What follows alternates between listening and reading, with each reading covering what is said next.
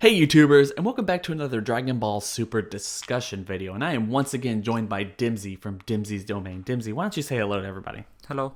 Hi everyone. You're right. Cool, I'm fine. You I'm can't, you fine, can't yeah. just take, you cannot just take MJ's shtick. That's his shtick. Okay, I come in, he's just like, I'm not hi. because I've run out of all the punny jokes with the whole hey, it's really dimsy. I can't do that.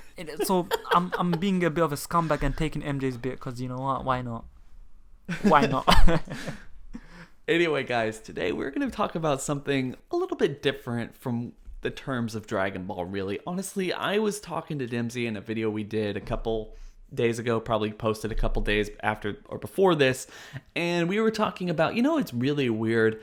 One of the things that Dragon Ball has always kind of had, but never necessarily shown as much as they have throughout Super, is the fact that man, there's a lot of shipping going on in this particular series as opposed to Dragon Ball, Dragon Ball Z, and Dragon Ball GT. I mean, throughout Dragon Ball, we had like the Yamcha and Bulma thing, then we had Yamcha and Vegeta, Goku and ChiChi. Even in Dragon Ball, we had Goku and a lot of other girls. A lot of girls were falling for Goku as he came around and just kind of saved them from havoc and stuff.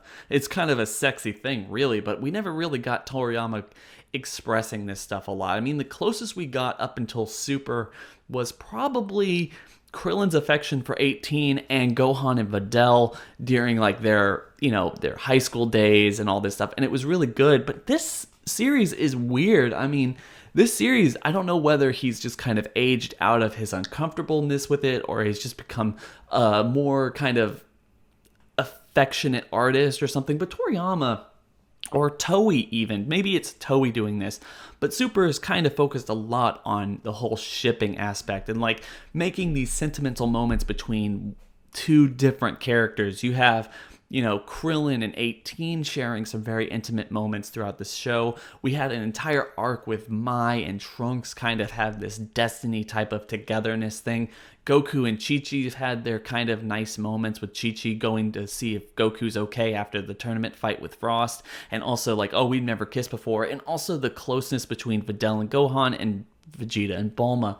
And I just wanted to kind of bring in this video just to kind of discuss this. I mean, Dimsy, what are your thoughts on this? Do you think like we're seeing something a little bit different than what we've ever gotten in Dragon Ball before? Or is this like, what do you think the reason for this is? I think it has to do with time because you have to remember Dragon Ball Z was what 17 odd years before Dragon Ball Super, so the times were different. But then again, you can't really use that as an excuse. What I do believe is the fact that it's Toei. I do think it's Toei's hand in things whereby they've learnt from their other series because they've got a handful of series, and their most other notable massive series is of course One Piece. And through One Piece we've seen that although it's not focused at all on the romantic or shipping aspect, when they do these touching moments or tease certain moments, it really does work. And we've seen that through anime a lot, especially since after 2004 onwards, where there's been a more of a paradigm shift where they're trying to push this whole, hey, you know what, let's ship these two characters, let's kind of make the fans speculate. And as I've mentioned earlier in the last video, that Toei are very self-aware. You see the recent episodes in Dragon Ball Super, episode 69 and the other episodes whereby heck Vegeta even says, hey, this is a gag manga character or whatever, yeah. And other things such as the whole Yamcha episode where we showed the Yamcha pose, which is essentially them breathing life into a meme. So I think it's the more self-aware aspect, but at the same time, through this self-awareness, they've also become very, very, they can sniff the money that comes out through shipping. So yeah, sniffing is kind of ironic because of the fact that Dragon Ball had a lot of toilet humor jokes, yeah, which had something along the lines of sniffing panties, whatever it may be, through Roshi, etc. So they've tried to incorporate that toilet humor where they can, but at the same time, because times have changed, they thought to themselves, you know what?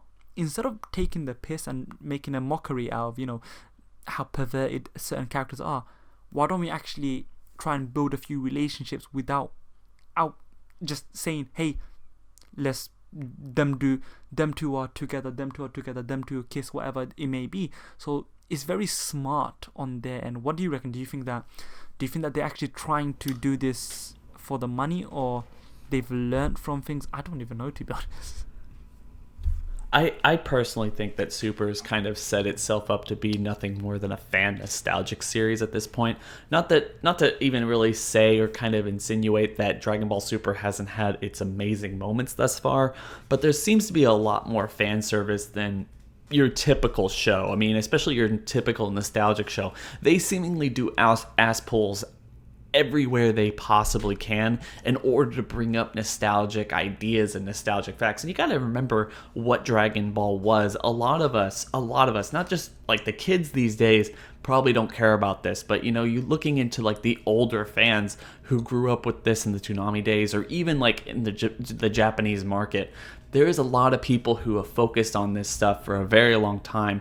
And we're all kind of in this 30 years, 40 people in 30s, 40s, like late 20s, people like myself who grew up with this stuff and the characters and the relationships that were built around it. And I can understand where all that nostalgic feeling comes from. You want to see these characters who have these close bonds together actually display that closeness and that affection towards each other.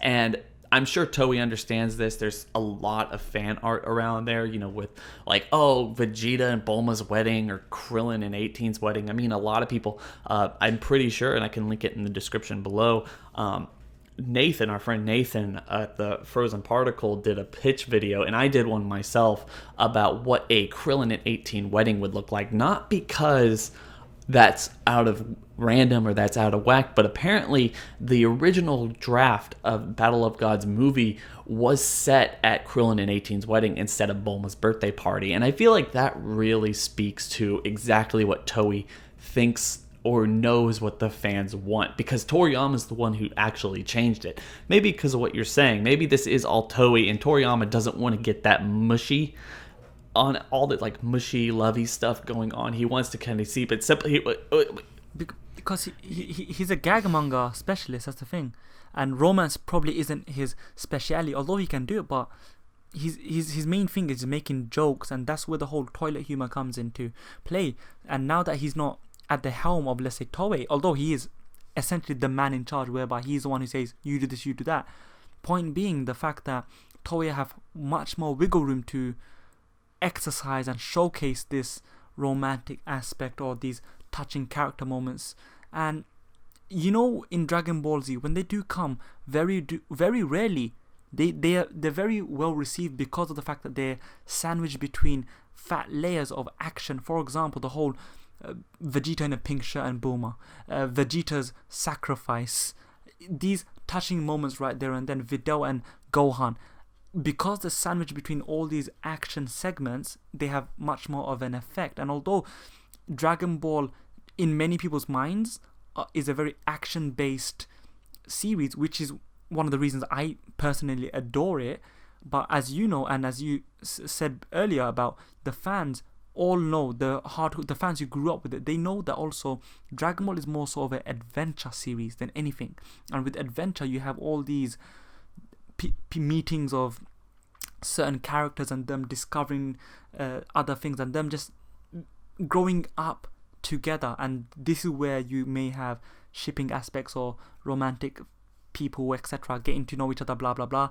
So there is that aspect, and I think they're playing on those cards rather than the action, due to the fact that at the end of the day, all the action is kind of centralized to Goku and Vegeta now. So hey, why don't they do it properly, leave the action to them two, and although you can spread out the other action to the others, but you could also give them other side plots, and that could obviously be the whole shipping aspect. I understand. The one thing I will ask you before we close this out, honestly, I was thinking about this.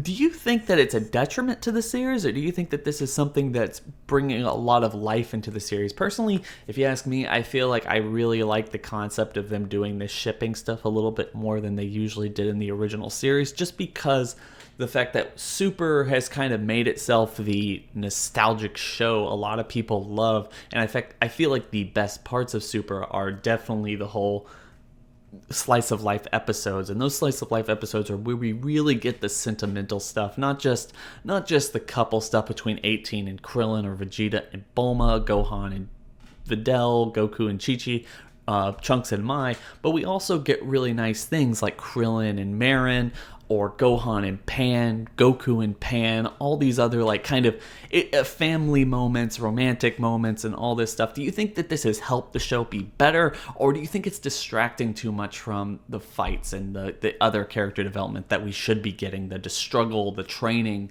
all this stuff that we fell in love with to begin with? Well, it's a bit of a weird one because of the fact that if you were to tell me this exactly 1 year ago, I would have said, yes, it is. It's distracting. But then you have to appreciate, and as you said, one of the best moments of Super have all come from these transitional episode moments between the major arcs. And the fact that this doesn't help, that the first 2 arcs were just retelling, so we were getting a bit bored of the action, and some of the quality from these action showcases and set pieces, especially in the revival of F arc, made us want to look forward to these slice of life episodes. But at the same time, they need to keep it short and concise, otherwise it does become a bit boring. I personally would be a bit happier if they kind of lessened it down, so then they can move on with the story more quicker. But at the same time, when they do go to the main arc itself, they either rush the end or they don't execute it well, so it's a bit up in the air for me. I think it definitely improves the show. However, it makes me wonder, hey, is Super better at doing these slice of life or better at doing the action, which is what it should be best at? So I'm in two minds, but it definitely improves the show. No, I completely agree. It's really up there, and I really want anyone who's listened this far to go down in the comment section below and tell us what your thoughts are on this. Do you think that this is kind of a detriment to the show, or is this one of the best things about the show and is keeping you watching it from week to week to week? Anyway, Dimsy, do you have anything else to say? I'm done. All right, guys, that's going to be it from us. Tell us what you think about this in the comment section below. Please make sure to go check out Dimsy. Make some awesome content, Dragon Ball, Yu-Gi-Oh, and Digimon whenever he can, and do some quality stuff over there, so make sure to go check him out. Anyway, please don't forget to rate, comment, subscribe, click that little bell for the notification squad, and so you know exactly when I'm uploading, because I swear it's going to be a little bit of a crazy month or two for me here as I try to figure everything out as I go to school. So anyway, guys, please make sure to do that. We'll catch y'all in the next video. Hashtag Real Squad. That's a good hashtag, don't you think? Real Squad. Hashtag Real Squad.